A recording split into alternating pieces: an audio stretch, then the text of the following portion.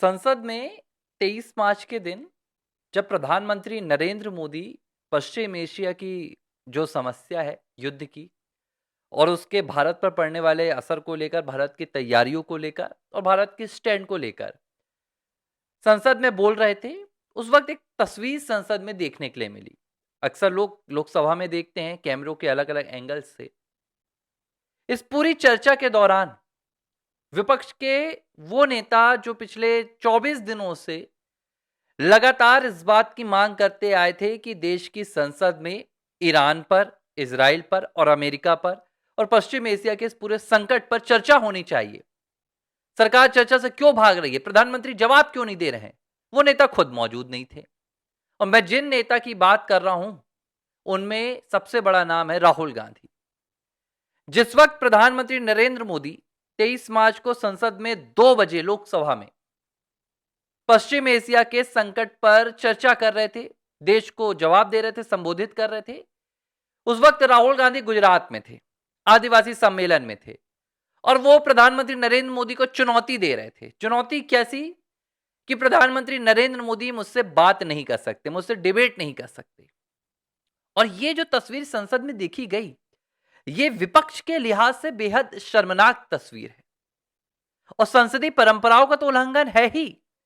लेकिन उन 99 सीटों पर जिन पर कांग्रेस को जिताकर लोकसभा में भेजा गया है, उन 99 सीटों की लाखों करोड़ों जनता का अपमान भी है।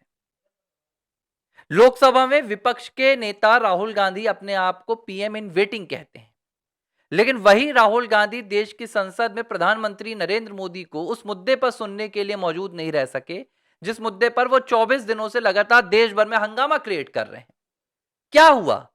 जिस दिन से अमेरिका ने और इजराइल ने ईरान पर हमला बोला, खमेनेई की मौत हुई, उस मौत के बाद से राहुल गांधी, उनकी टीम, आईटी टीम, आपके कांग्रेस के प्रवक्ता, समर्थक सब भारत सरकार पर दबाव बनाने लगे।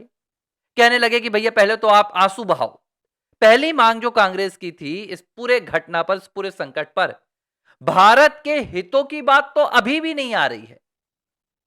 अभी भी उनका रोना यही चल रहा है कि भैया ईरान के साथ ये नहीं कर रहे, आप ईरान के साथ वो नहीं कर रहे हैं, ईरान के लिए आप ये नहीं कर रहे हैं, आप अभी तक आंसू नहीं बहा रहे हैं, मातम नहीं मना रहे हैं खमेनाई की मौत पर। ईरान को कोई तकलीफ नहीं है। ईरान कह रहा है भैया भारत, आप हमें दवाई भेज रहे हो, आप हमारे साथ व्यापार कर रहे हो, वो हमारे लिए पर्याप्त है, हमें नहीं चाहिए कि आप आकर मातम मनाओ। लेकिन कांग्रेस जो भारत में बैठी हुई है वो ये कह रही है, गैस एलपीजी के नाम पर अफवाहें फैलवा दी, 2011 की अपनी तस्वीर छपवाकर लोगों को पहले से पैनिक में डाल दिया। देखो मैं ये नहीं कह रहा कि संकट नहीं है, संकट क्यों नहीं होगा भाई। दुनिया का वो हिस्सा जहां से आपको एलपीजी की आपूर्ति होती है, जहां से आपको पेट्रोलियम की आपूर्ति होती है, वहां थर्ड पार्टी युद्ध कर रही है, तो संकट तो होगा ही भाई, वहां का असर भारत में होगा ही। लेकिन उसमें आपको भारत की जनता को समर्थन में लेना होता है, भारत की जनता को बताना होता है कि संकट से हम कैसे निकलेंगे। यह नहीं कहना होता है कि जाओ भारत की जनता सड़कों पर एलपीजी लेकर खड़े हो जाओ, इस सरकार को दबाव में डालो। सरकार अपनी जिम्मेदारी समझती है। कांग्रेस ये कोशिश कर रही थी कि सड़कों पर अराजकता फैल जाए, लोग सिलेंडर, एलपीजी और पेट्रोलियम की मांग को लेकर भाई मोदी सरकार का विरोध करें, भगदड़ मच जाए, आंदोलन हो जाए, तो भारत सरकार बैकफुट पर आ जाए। मतलब संकट पश्चिम एशिया पर, लेकिन गिरानी इनको मोदी सरकार है। अब जब प्रधानमंत्री संसद में बोल रहे थे, राहुल गांधी भाग गए। यह पहली बार नहीं हुआ है, जब भी महत्वपूर्ण चर्चाएं होती हैं राहुल गांधी भाग जाते हैं। इसकी वजह है राहुल गांधी प्रधानमंत्री नरेंद्र मोदी को फेस ऑफ नहीं कर पाते, उनका सामना नहीं कर पाते। हालांकि आज ऐसा कोई मुद्दा नहीं था कि प्रधानमंत्री नरेंद्र मोदी विपक्ष की क्लास लगाते, लेकिन राहुल गांधी पीएम मोदी के सामने नहीं आ पाए। संसद में उनकी बहन प्रियंका वो मौजूद थी और प्रियंका के साथ कोई बड़ा सांसद ही मौजूद नहीं था। मणिकम टैगोर मौजूद थे, केसी वेणुगोपाल नहीं थे, विपक्ष के जो दूसरे बड़े सांसद अखिलेश नहीं थे, कोई नहीं था, धर्मेंद्र यादव जैसे सांसद थे। सवाल उठ रहा है कि विपक्ष ने आखिर ऐसा क्यों किया। और हां, एक बात और, प्रधानमंत्री नरेंद्र मोदी के संबोधन के दौरान चू से चा की आवाज नहीं आई। प्रियंका ने एक भी बार ये नहीं कहा विपक्ष को कि जाओ हल्ला मचाओ। वजह पता है आपको? वजह क्या है? वजह कांग्रेस पार्टी का प्रोपोगेंडा फेल हो जाना। आपको वो ट्वीट याद होगा पवन खेड़ा का, जो पवन खेड़ा ने कहा कि भाई ईरान से जो 2 जहाज आ रहे हैं एलपीजी लेकर, गैस लेकर, वो भारत नहीं आएंगे, वो तो दूसरे देश में जाने वाले हैं। उन्होंने ये पूरा प्रोपोगेंडा फैला दिया। आखिरकार ईरान के खुद सरकारी वहां के अधिकारियों ने, ईरान के नेताओं ने कह दिया कि नहीं भाई ऐसा कुछ नहीं है, ईरान सेफली भारत में जहाज भेज रहा है।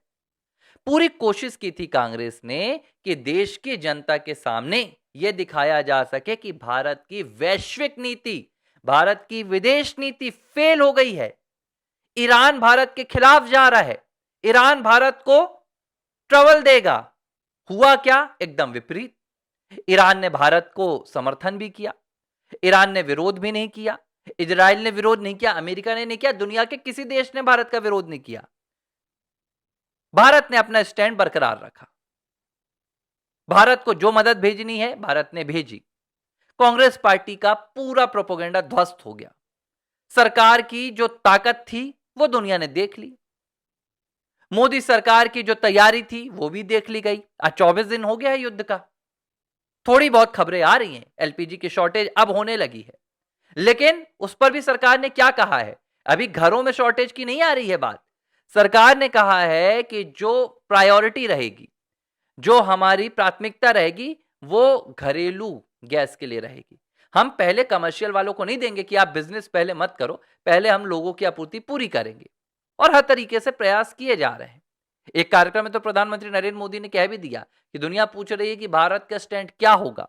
उन्होंने कहा भारत का एक ही स्टैंड है, भारत भारत के साथ है, भारत भारत के साथ खड़ा रहेगा, भारत भारत के हितों के साथ खड़ा रहेगा। यह कहकर प्रधानमंत्री नरेंद्र मोदी ने पूरी तरह से विपक्ष की 24 दिन की मेहनत पर पानी फेर दिया। यही वजह थी, सबको पता था पीएम जवाब देंगे, हम उसकी कोई खिलाफत नहीं कर पाएंगे, अच्छा है संसद से भाग निकलो।